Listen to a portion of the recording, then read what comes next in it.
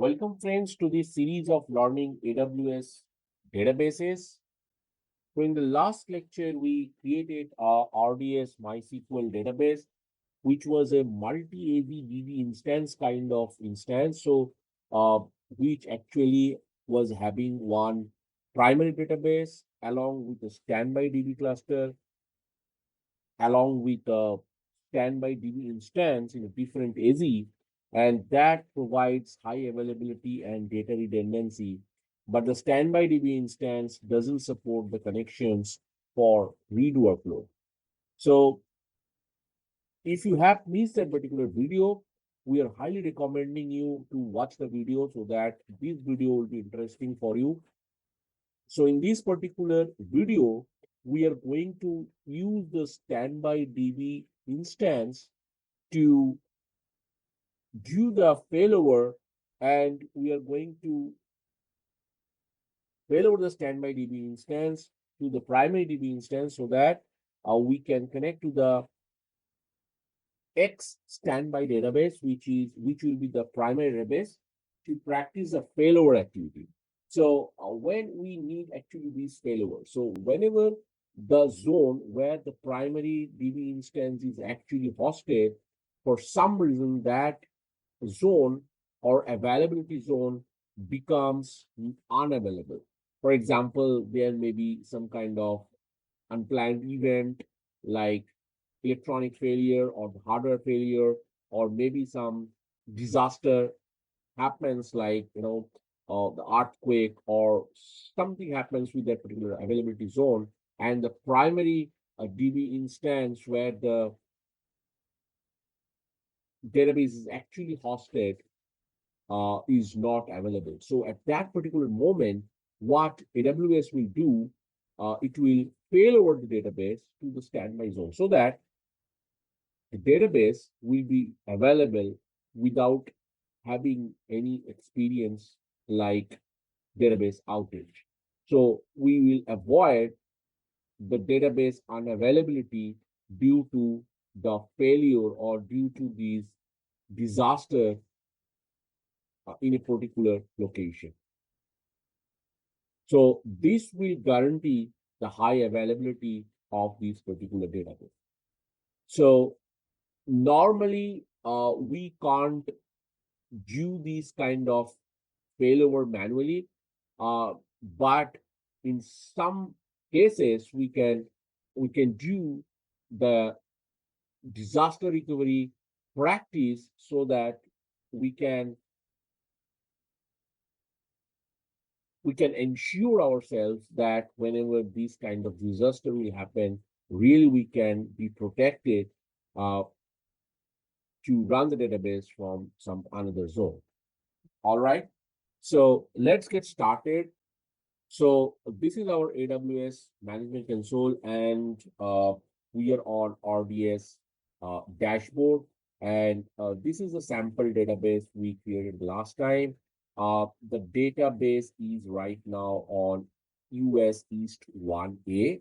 And if you check the availability zone over here, it is mentioned as US East 1A. If you go to this configuration tab, you can see this multi-AZ is enabled, and the secondary zone is mentioned as US East 1D. So this is D and this is E. This is D and this is East 1A. So in this particular video, what we will going to do right now, as the database is hosted in US East 1A, we are going to use this standby database to connect to a system, considering the fact that this availability zone for some reason is going to be unavailable. So it's kind of a mock test. We are going to fail over the database so that this particular database that is hosted in East 1D can be accessed when this 1A is not available.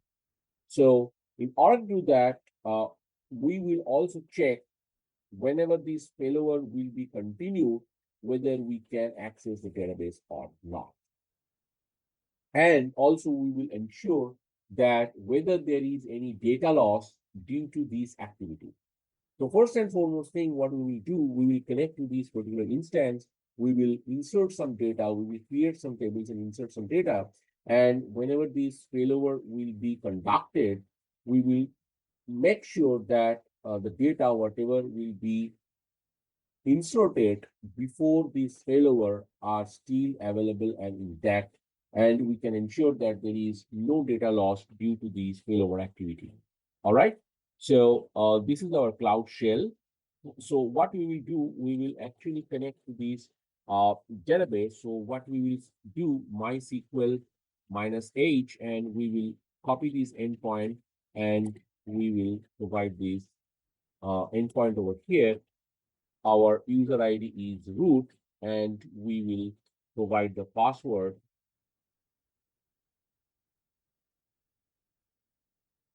to connect to this instance. All right, our instance is connected. Now we can check like what are the databases we do have. I think we are having one test database, so we can use this test DB, and can use this test DB, and we will create one table over there. So the table will be create table current date, and maybe we can say uh, uh, recent, and we will give it a name, and the data type is timestamp. All right, so now we are going to insert some data into this current date table, having the values at current timestamp, and we are going to insert a couple of data over there. So we can check the data like select asterisk from current date, and we can see we are having four dates inserted in this recent column. All right. So now we are going to do this failover. Now, if you see, if you click this action button, you will not find any kind of failover activity. I mean, there is no options whether you can manually failover the database. But what you can do, you can reboot this instance, and you can reboot this instance with failover. So if you reboot with failover, what RDS will do, RDS will failover the database to standby, so that the standby database will act like a primary, and the primary database will be act as a standby one after this failover, so that this database, the standby database, will become the primary one.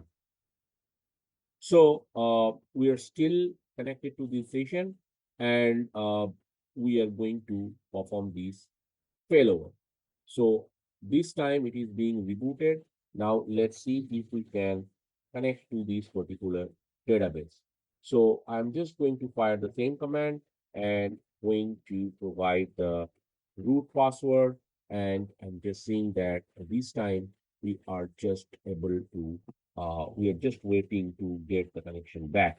So let me cancel this session, and let me try one more time, and this time let us see whether we can connect, and it is being connected. Now you can see the reboot is still being still in the progress. So we cannot actually connect to this primary database. It's still being rebooting state now, but still we can able to access this database. So maybe we can directly check whether we can connect to the database. Yes, the database is connected, and we can check the data as well. So select asterisks from recent, and we can see the table is not, so it's not recent.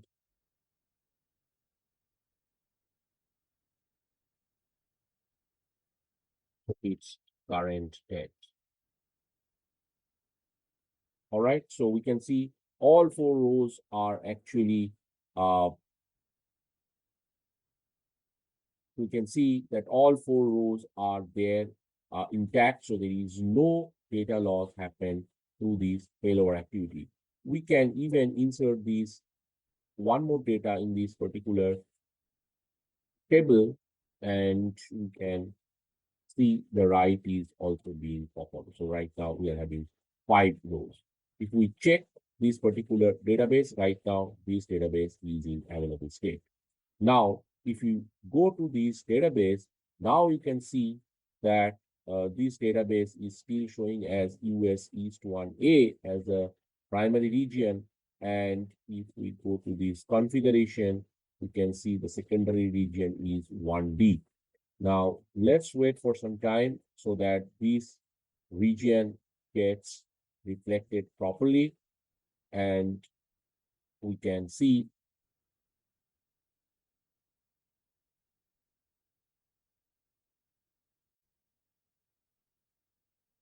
So as you can see, after a minute or so, the primary database is right now hosted on US East 1D, which was a standby few minutes back when we did not initiate this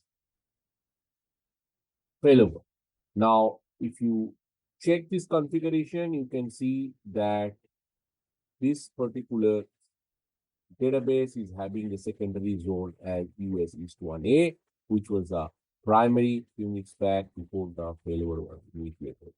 So we saw that during this failover, our connection was good. There was no data loss happened. And as well as we saw that the standby zone became the primary one. And right now, the data is being served from the previous standby zone, which is primary right now, which is East 1D. So thanks for watching this video. In this particular video, we saw how we can do the failover, how we can do the manual failover, and just keep it in mind that AWS always do these automatic failover when there is some disaster happens or there is any uncertain events occur on the availability zone. For that, your database may be impacted due to these zone unavailability.